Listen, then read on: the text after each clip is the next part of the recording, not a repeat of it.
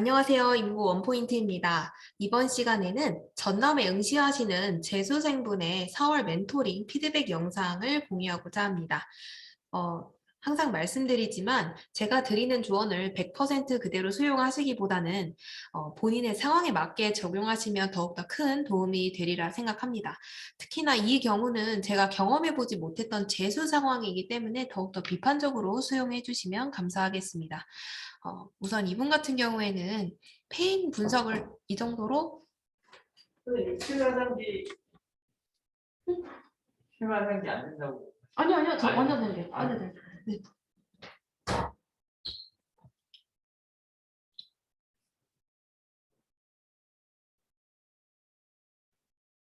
네, 우선 이분 같은 경우에 컷.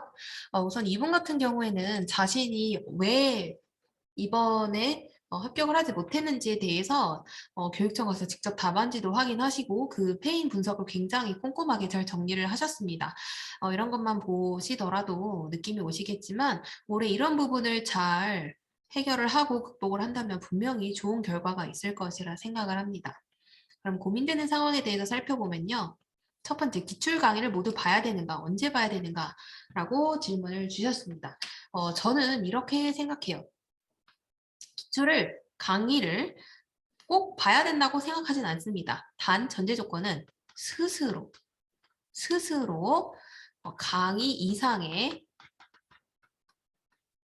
수준의 강의 이상 수준의 분석을 할 수 있다면 굳이 기출 분석 강의를 보지 않아도 된다고 생각합니다. 근데 그게 아니라면 보는 게 맞겠죠? 왜냐하면 그 백구의 기출 분석 강의는 정말 모두가 보는 강의이기 때문이에요. 아마 한번 해보시면 더 아시겠지만 이 강의는 이 시험은 모두가 다 하는 만큼만 하면 합격을 합니다. 네. 그런데 제가 왜 이 이상의 수준과 스스로라는 말을 붙였냐 하면 혹시 뭐 앞서서 서울 응시하시는 초수로 서울에 응시하시는 분의 4월 멘토링 강의를 보시면 혹시 눈치를 채셨을 수도 있는데요. 스스로 기출 분석을 꼼꼼하게 하지 않으면 공부 방향과 범위에 있어서 굉장히 혼란을 겪습니다. 그게 무슨 말이냐 하면 내가 확신을 가진 상황에서도 옆에서 야 여기 본대, 야 여기 본대 하면 계속 이걸 다 포함해서 공부를 하게 됩니다. 이것저것 자꾸 우겨놓고 쑤셔 넣다 보면 어느 순간 한계가 올 수밖에 없고 내가 정작 중요하게 봐야 되는 핵심을 놓치게 돼요. 그리고 자꾸 쓸데없는 지엽적인 것들을 자꾸 추가해서 보게 됩니다. 그러다 보면 이리저리 흔들리게 되다가 휩쓸리게 되다가 결국 본질을 놓치고 본질에서 실수를 하게 돼서 한 번 더 도전해야 되는 상황이 올 수가 있는 거거든요. 그런데 스스로 확신을 가진 상태에서 꼼꼼하게 기출 분석을 하면 남들 말에 흔들리지 않고 확신을 갖고 공부를 할 수가 있습니다. 그리고 강의에서 해주는 것만 먹으면 안 돼요. 강의에서 해준다는 것은 굉장히 수동적인 학습 태도입니다. 스스로 해야 그 필요성을 정말 스스로 깨우쳐야 진짜 공부를 할 수가 있거든요. 왜 해야 되는지에 대한 답을 찾지 못하면 공부를 할 수가 없습니다. 이 공부는 정말 양이 많은 시험이에요. 그렇기 때문에 스스로 이유를 정말 찾지 않으면 지속하기가 어렵습니다. 두 번째로 강의 이상의 수준. 이거는 지난 강의에서 말씀드렸는데요. 바로 수평적 학습 소재 확인과 그리고 발문 분석입니다. 이 부분에 대해서는 지난 4월 초수 서울 응시생분의 영상을 참고해 주시면 이 부분에 관한 자세한 설명은 책을 참고하시거나 아니면 지난 서울에 응시하시는 초수생분에 대한 4월 멘토링 영상을 참고하시기 바랍니다. 네, 어쨌거나 이걸 스스로 일정 수준 이상의 것을 계속 하실 수 있다면 저는 뭐 굳이 강의 영상 안 봐도 된다고 생각합니다. 근데 보실 계획이시라면 재수이기 때문에 지금 당장부터 보시는 것도 괜찮다고 생각합니다. 굳이 뭐 미뤄봤자 좋을 건 없거든요. 우리가 기출을 보는 이유가 뭡니까? 방향을 제대로 정확하게 빨리 잡기 위해서 보는 것이기 때문이죠. 두 번째, 스체트입니다. 네, 스세트로 공부할 것인지 요약 방식으로 공부할 것인지 이거는 정말 사람마다 다른 것 같아요. 저 같은 경우에는 제 네이버 카페 초등 인구 원포인트에 올라와 있는 제 단권화 보시면 아시겠지만 저는 둘 다 사용했습니다. 혼합해서 썼어요. 어떤 과목은 요약으로 되어 있고 어떤 과목은 스제트로 되어 있습니다. 근데 우리가 이걸 왜 하는지를 다시 한번 떠올려보세요. 일단 첫 번째, 이건 단권화입니다. 단권화예요. 그리고 두 번째, 스스로 아웃풋을 하기 위해서.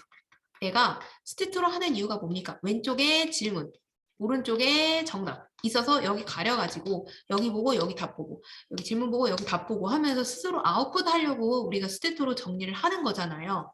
그런데 요약 방식이라고 그걸 못하는 건 아닙니다. 그래서 이게 요약 버전의 해결을 해보세요. 막 여기를 구멍 뚫는 거예요. 암기 펜으로요. 암기 펜과 판만 있으면 어디든 갈 수 있어요. 그리고 뭐 이렇게 구멍을 뚫는 거죠.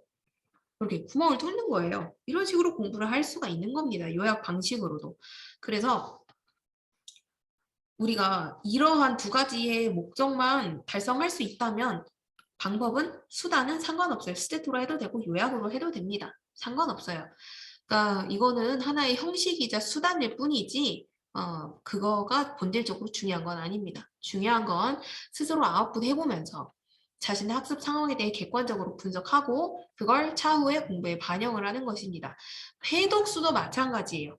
그게 횟수가 중요한 게 아닙니다. 이 공부는 결국에는 자기 만족, 자기가 만족할 때까지 하는 거예요. 더 이상 불안하지 않을 때까지, 더 이상 흔들리지 않을 때까지 하는 것이지 정해진 회독수가 있는 건 아닙니다. 5번 본다고 해서 떨어지는 사람도 있고요. 4번 봐도 3번 봐도 붙는 사람도 있어요. 그러니까 회독수가 정답은 아니겠죠? 네. 하지만 그래도 어떤 일정의 가이드가 필요하시다면 혹은 인구 원포인트는 도대체 몇 번 봤나 궁금하시다면 그 부분은 책을 참고해 주시면 감사하겠습니다. 그리고 이건 지난번 서울 초수 응시하시는 분한테도 말씀을 드렸지만요. 이 강사가 언급하지 않은 것에도 당연히 시험 문제가 나옵니다. 왜? 그분들이 뭐라고 교수님들이 그분 것만 냅니까? 그분들이 다루는 건 정말 아주 작은 양밖에 안 됩니다.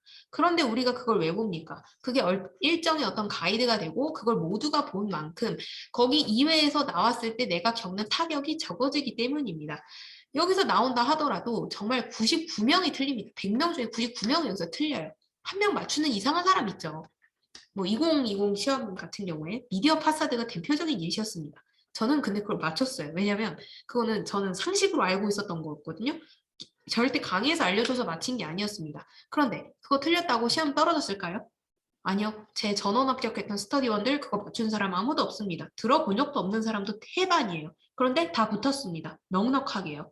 즉 여기 알려주지 않은 범위에서 나왔던 걸 맞춘다고 해서 합격을 하고 틀렸다고 해서 떨어지고 이게 절대 아니라는 겁니다. 아시겠어요?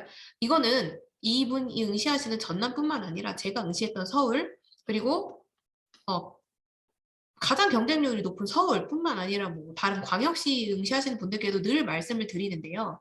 이걸 맞추려고 절대 공부하지 마세요. 결국에 이 시험은 무엇이냐? 강사가 알려준 걸 실수하지 않고 문제에서 묻는 걸 키워드 위주로 간결하게 정확하게 적어내는 게 이 시험에서 가장 중요합니다. 여기 페인 분석에서도 말씀해 주셨잖아요. 지엽적인 걸 틀려서 떨어진 게 아닙니다. 아시겠죠? 그럼에도 내가 이번엔 좀 더 완벽하게 준비해보고 싶다. 그렇다 하시면 제가 책에서 언급했던 지도서 직소 스터디. 혼자 공부하기 버거우실 수 있잖아요. 지도서 지엽적인 거 어떻게 혼자 다 봅니까? 아무도 그렇게 할 수가 없어요. 그런데 그럼에도 불구하고 이걸 보고 싶다. 그럼 지도서 직소 스터디를 해보세요. 근데 이걸 할 때도 전제 조건이 있어요. 1번 강사 내용 완벽 숙지. 강사가 알려준 내용은 완벽하게 숙지를 하고 계셔야 됩니다. 완벽하게 아웃풋도 할 수 있어야 돼요. 이게 안 되는 상태에서 지도서 아무짝에 쓸모가 없습니다. 이게 1번이에요. 두 번째, 기출. 기출 분석한 결과에 따라 내가 정한 공부 범위 있죠? 혹은 스터디원들과 얘기하면서 확장된 공부 범위 있잖아요. 그거. 그리고 나서 지도서를 보시는 거예요. 이거는 정말 후순위여야 됩니다. 이게 본질이 아니에요. 이걸 마치 1번처럼 공부하시는 분들도 가끔 계신데 이거는 완전 곁다리입니다. 곁다리. 전 이걸 왜 했는지 아세요? 이걸 안 하면 마음이 불안했어요. 여기에서 이걸 공부해서 막 1, 2점을 더 끌어올리겠다 이런 마인드로 공부한 게 아니고요. 이걸 해서 내가 보지 않았을 때보다 마음이 편안해졌다. 이거에 의미가 있는 거지. 이걸로 뭐 점수를 끌어올려서 내가 초고득점에서 1등으로 발령하겠다? 이게 아닙니다. 아시겠죠? 무엇이 우선순위인지 다시 한번 생각을 해보시면 좋겠습니다. 네, 여기까지 멘토링 마무리하겠습니다. 지금까지 들어주셔서 감사합니다.